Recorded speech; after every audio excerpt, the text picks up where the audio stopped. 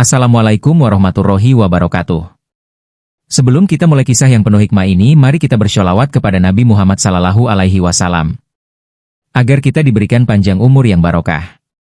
Jangan lupa subscribe dan berkomentar di bawah, karena subscribe dan komentar Anda sangat berarti bagi kami. Mari kita mulai kisahnya. Matahari siang itu menyengat tanpa ampun, membakar aspal hingga terasa bergetar di udara.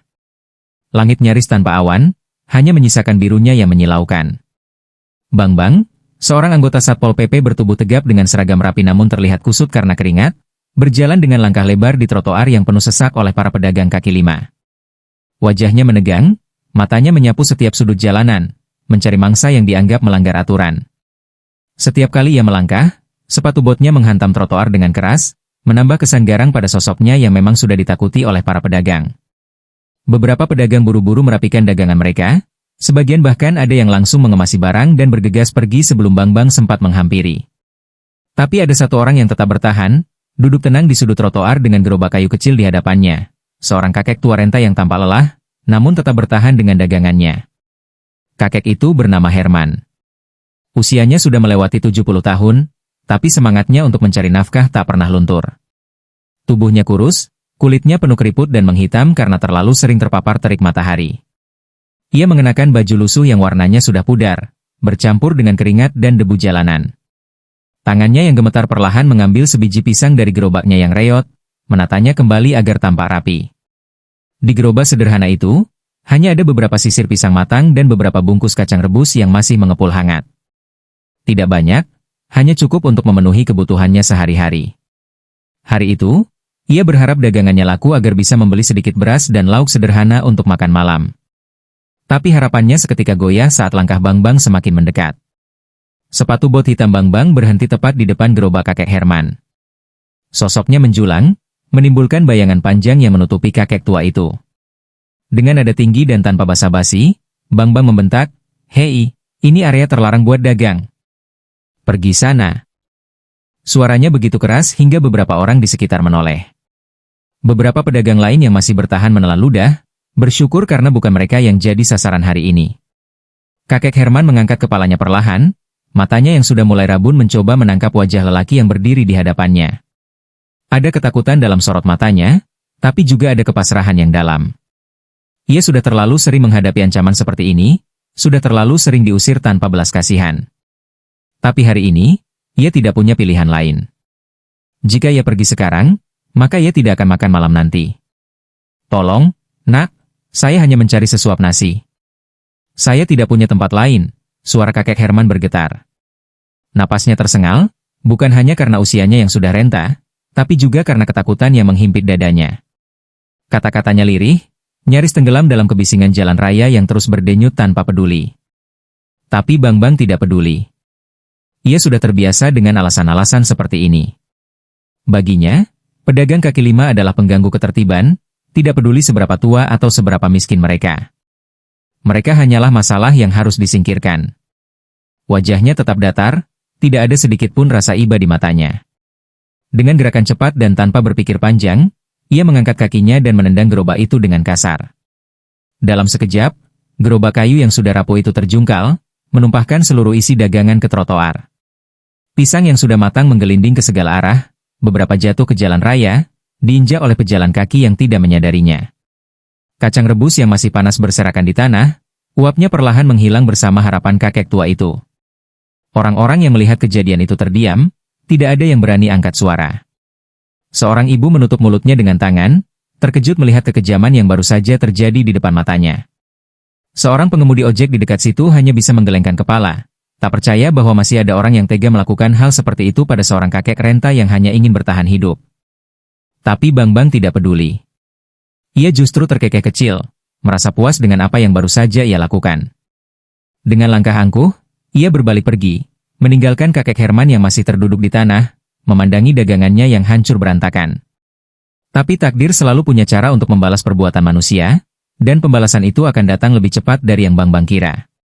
Seisi jalan mendadak sunyi, seakan dunia berhenti sejenak menyaksikan ketidakadilan yang baru saja terjadi.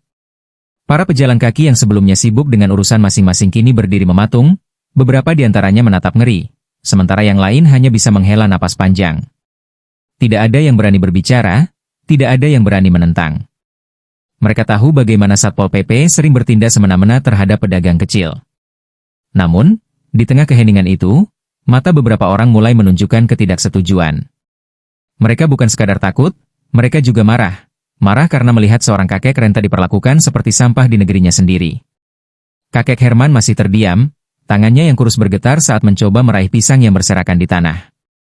Ia tak peduli dengan debu yang menempel, tak peduli dengan tatapan kasihan dari orang-orang di sekitarnya. Air matanya jatuh, bercampur dengan keringat dan debu yang melekat di pipinya. Bukan karena sakit hati semata, tetapi karena keputusasaan yang menggerogoti dadanya. Apakah ini akhir dari usahanya? Apakah hari ini ia harus pulang dengan tangan kosong? Ia mencoba menelan kenyataan pahit itu, namun pahitnya lebih dari sekadar rasa lapar yang biasa ia tahan. Bang-bang, tanpa menoleh ke belakang, melangkah pergi dengan langkah besar dan angkuh. Ia merasa puas, merasa telah menegakkan aturan dengan caranya sendiri. Tawa kecil lolos dari bibirnya saat membayangkan betapa lemahnya orang-orang seperti kakek Herman. Namun, dalam keangkuhannya itu, ia tak menyadari sesuatu. Sebuah kulit pisang yang jatuh tepat di jalur langkahnya, terselip di antara bayang-bayang trotoar. Detik berikutnya, kakinya yang kokoh menginjak kulit licin itu, dan dunia seakan melambat dalam sekejap. Dalam sekejap, tubuh besar Bang-Bang oleng. Keseimbangannya hilang begitu cepat, membuatnya tak punya waktu untuk mengendalikan tubuhnya. Tangannya meraih udara kosong, mencoba mencari pegangan, namun semuanya sia-sia. Ia terjatuh dengan keras, punggungnya menghantam trotoar dengan suara gedebuk yang tajam. Kepala bagian belakangnya terantuk pinggiran jalan, membuat getaran hebat menyebar ke seluruh tubuhnya. Seketika, rasa nyeri yang tak terlukiskan menjalar dari leher hingga ke ujung kakinya. Orang-orang yang tadi hanya bisa diam kini bergerak mendekat, sebagian menutup mulut karena terkejut. Beberapa berbisik, sementara yang lain hanya terpaku menatap tubuh Bang-Bang yang kini tergeletak di tanah. Matanya melotot, napasnya memburu, dan yang paling mengerikan, ia tak bisa menggerakkan tubuhnya. Kedua tangannya gemetar tanpa kendali, dan perlahan, ia mulai merasakan sesuatu yang belum pernah ia rasakan sebelumnya, ketakutan yang nyata. Bang! Bangun, Bang! Suara panik terdengar dari salah satu rekan Bang-Bang yang bergegas menghampiri.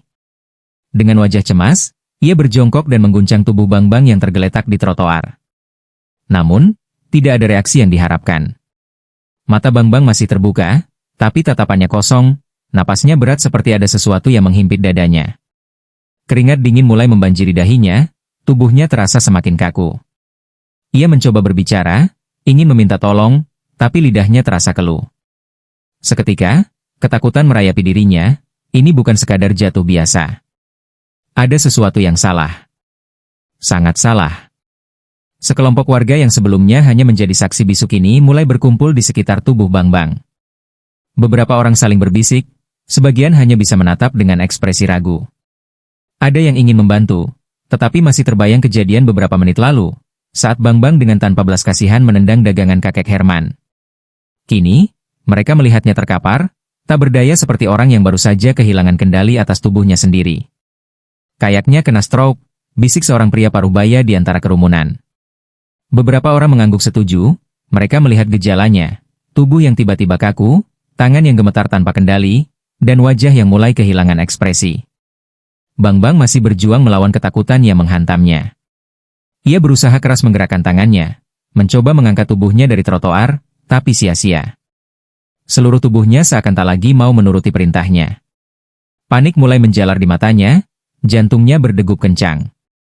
Apa yang sedang terjadi? Mengapa ia tak bisa bangun? Dalam pikirannya, ia masih merasa kuat, masih merasa mampu berdiri dan melanjutkan tugasnya seperti biasa. Tapi kenyataan berbicara lain. Tubuhnya telah memberontak, memaksanya menghadapi ketidakberdayaan yang belum pernah ia rasakan sebelumnya. Ia ingin berteriak meminta bantuan, tetapi bahkan suaranya tak mampu keluar. Kakek Herman yang masih terduduk di tanah menatap Bang-Bang dengan tatapan kosong. Bukan tatapan dendam, bukan pula tatapan puas. Hanya sebuah tatapan yang sulit diartikan, sebuah tatapan yang mencerminkan kelelahan hidup. Ia telah terlalu sering mengalami penderitaan, terlalu sering diperlakukan tidak adil. Melihat Bang-Bang tergeletak tak berdaya di hadapannya bukanlah hal yang membuatnya senang, tetapi juga bukan sesuatu yang mengundang belas kasihan. Ia tahu, Kehidupan memiliki caranya sendiri untuk mengajarkan pelajaran kepada manusia. Apa yang baru saja terjadi pada Bambang mungkin adalah bagian dari pelajaran itu. Tolong. Tolong panggil ambulans, suara seseorang memecah kebisuan. Seorang pemuda dengan kaos lusuh segera mengeluarkan ponselnya dan menghubungi layanan darurat. Beberapa warga lain mulai bergerak, ada yang mencoba menenangkan Bambang, ada yang berusaha mencari pertolongan. Waktu seakan berjalan lambat di antara kepanikan itu. Bambang masih tergeletak, hanya bisa menatap ke langit yang biru tanpa awan, sambil merasakan bagaimana tubuhnya perlahan kehilangan fungsinya. Ia tidak pernah membayangkan akan mengalami hal seperti ini, tidak pernah membayangkan bahwa hanya dalam hitungan detik, ia akan berada di posisi yang sama dengan orang-orang yang dulu ia tindas, tak berdaya, terabaikan, dan sepenuhnya bergantung pada belas kasihan orang lain. Suara sirene ambulans akhirnya terdengar di kejauhan, memecah keheningan yang mencekam. Beberapa warga menoleh, melihat kendaraan putih itu melaju cepat menuju lokasi kejadian. Para petugas medis segera turun dengan sigap, membawa tandu dan perlengkapan pertolongan pertama. Mereka bergerak cepat mendekati Bambang yang masih tergeletak di trotoar, napasnya semakin berat, keringatnya makin deras. Salah satu petugas berjongkok, memeriksa denyut nadi di pergelangan tangannya, sementara yang lain mulai menyiapkan alat bantu pernapasan. Stroke mendadak, gumam salah seorang petugas dengan nada serius. Ia menatap rekannya dan memberi isyarat agar mereka segera mengangkat Bambang ke tandu. Saat tubuhnya diangkat, Bambang hanya bisa menatap ke langit dengan pandangan kosong. Kesadaran mulai memudar, pikirannya kacau. Ia tak lagi bisa merasakan separuh tubuhnya, seolah dunia yang dulu ia kuasai kini menjauh darinya. Di antara gemuruh suara orang-orang dan langkah tergesa-gesa para petugas medis, satu sosok tertangkap dalam pandangannya, kakek Herman. Lelaki tua itu masih duduk di tempat yang sama, tatapannya tetap sama, datar, tenang, seakan tak terpengaruh oleh kejadian ini. Untuk pertama kalinya, Bambang merasa kecil, merasa begitu lemah di hadapan seseorang yang tadi ia hina dan rendahkan. Ia ingin meminta maaf, ingin berkata sesuatu, tetapi lidahnya tetap keluh. Kata-kata yang ingin ia ucapkan terkunci, tertelan oleh rasa sesal yang terlambat datang. Kakek Herman akhirnya bangkit perlahan, tubuh ringkihnya terlihat semakin tua di bawah terik matahari. Dengan langkah pelan, ia menghampiri gerobaknya yang hancur, mengumpulkan sisa-sisa dagangannya yang masih bisa diselamatkan. Tak ada satupun warga yang berani menghentikannya kali ini. Beberapa orang bahkan membantunya, mengangkat gerobak yang terbalik, mengumpulkan pisang yang masih bisa dimakan. Kakek Herman tidak menoleh ke arah Bambang, tidak berkata apapun. Bagi dirinya, dunia ini memang selalu berjalan seperti ini, yang kuat menindas yang lemah, dan terkadang, takdir membalas dengan caranya sendiri. Ia hanya ingin melanjutkan hidup, meski itu berarti harus berdagang dengan gerobak yang sudah rusak. Ambulans mulai bergerak, membawa Bambang menjauh dari tempat itu. Kerumunan perlahan bubar, menyisakan sisa-sisa dagangan kakek Herman yang masih berserakan di trotoar. Beberapa orang masih berdiri, menatap kepergian Bambang dengan perasaan campur aduk. Ada yang merasa iba, ada yang merasa puas, tetapi kebanyakan hanya menganggapnya sebagai pelajaran. Hidup memang tak selalu berpihak pada yang kuat, terkadang keadilan datang dengan cara yang tak terduga. Angin sore mulai berembus, menyapu debu jalanan dan membawa pergi cerita hari itu, meninggalkannya sebagai kenangan yang akan terus diingat oleh mereka yang menyaksikannya. Di kejauhan, matahari mulai condong ke barat, menyisakan semburat jingga di langit yang perlahan berubah gelap. Kakek Herman berjalan pergi, meninggalkan trotoar yang kini sepi. Langkahnya lemah, tapi hatinya tetap teguh. Ia tidak tahu apakah esok akan lebih baik atau lebih buruk, tapi ia tahu satu hal, selama ia masih bisa berdiri, ia akan terus berjuang. Sementara itu, di dalam ambulans, Bambang masih terbaring lemah, menatap langit-langit kendaraan dengan tatapan kosong.